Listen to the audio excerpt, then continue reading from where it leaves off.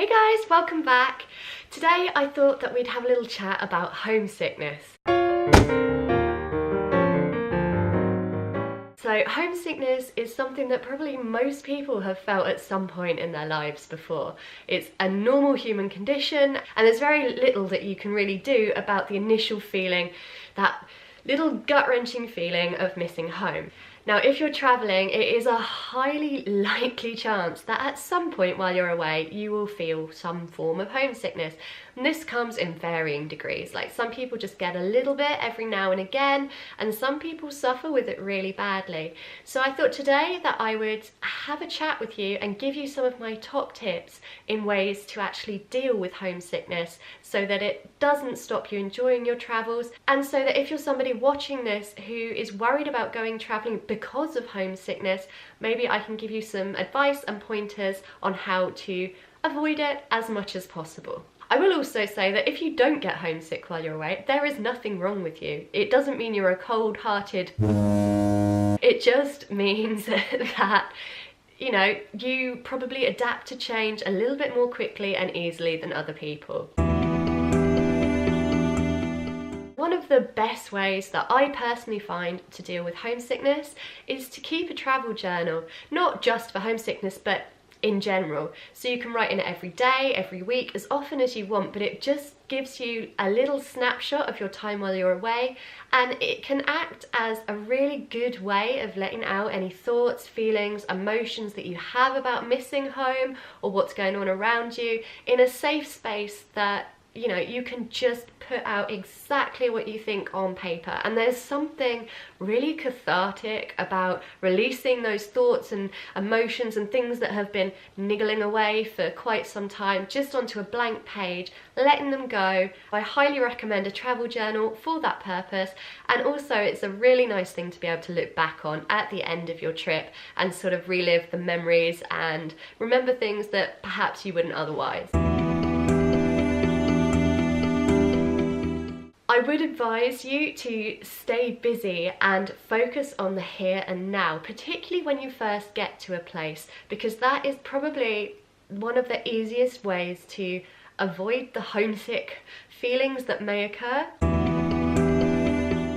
Try and stay off social media as much as possible because it's going to bring you up reminders of home. Maybe your friends have posted their night out, which you're not a part of, and you know there's going to be in jokes and you're going to miss loads of stuff that makes you think that you just wish you were there with them so you weren't missing out. Or maybe someone's put something up for a family gathering that you weren't there for. Try and stay away from social media as much as you can because it's just going to be a constant reminder of what's going on back home, and it won't allow you to focus on where you are in the present and enjoy what's around you. Try and connect with people that you've met in your hostel or wherever you are, build new relationships and friendships, and just keep a focus on those more than what's going on at home.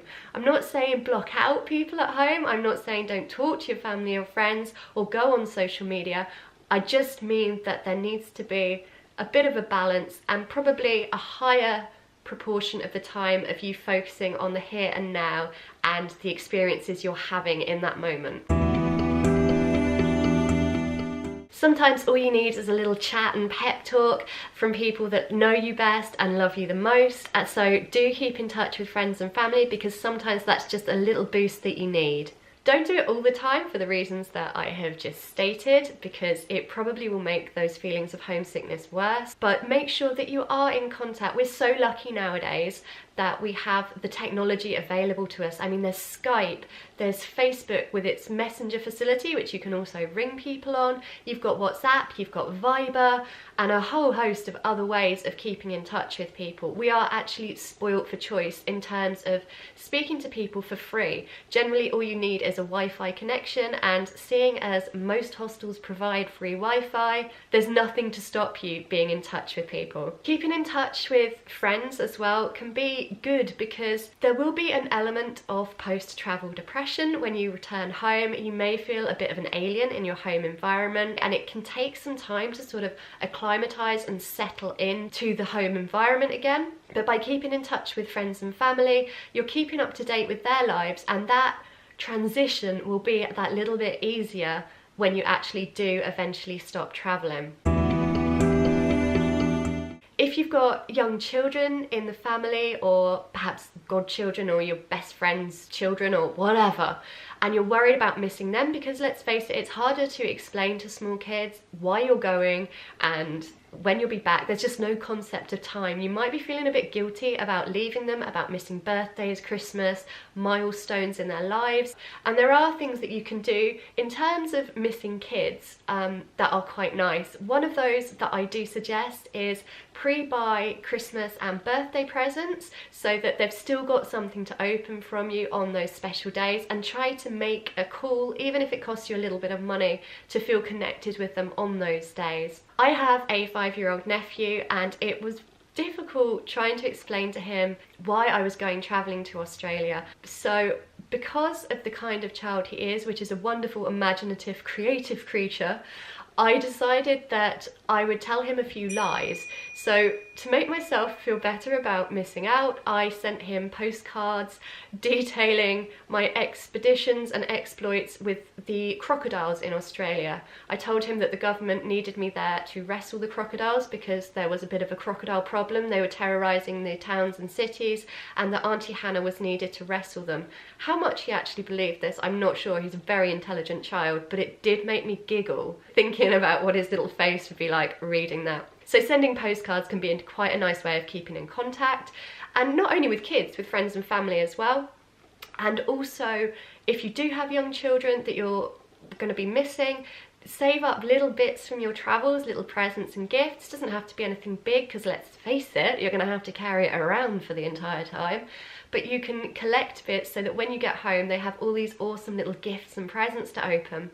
And you know, you might even inspire them to go travelling when they're older from looking at all these things from these different places in the world. And finally, if you are really struggling to the point where you're not enjoying yourself on your travels, there are 2 things that you can do. The first is a little bit tricky because obviously it involves money, flights aren't cheap, but you could always go back home for a couple of weeks to visit the people that you're missing. And you'll probably find that once you're actually there and you've had the excitement of seeing them and getting up to date with their lives and then getting up to date with your travels, that you can't wait to leave again.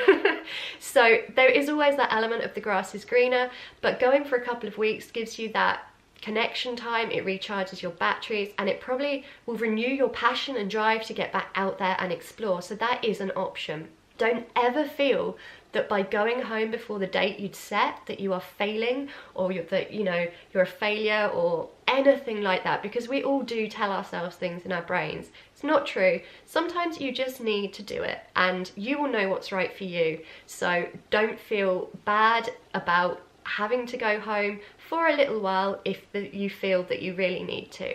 Another thing that you could do is to sweet talk a family member or friend into coming out to wherever you are in the world for a little holiday. If they've got the cash for it and they want a break, then this is a great way of doing it, because you get to explore together, and you'll find that once they leave again, you will probably again have your batteries a bit recharged and be ready to go out and have a great time. So I hope this has been helpful. Do you have any worries about homesickness while you're traveling, or do you have any tips or things that you do to combat it? If you do, let me know down in the comments. Until next time guys, much love, take care, bye. I knew I was going to do a video on it, and I'm gonna show you the pretty little thing.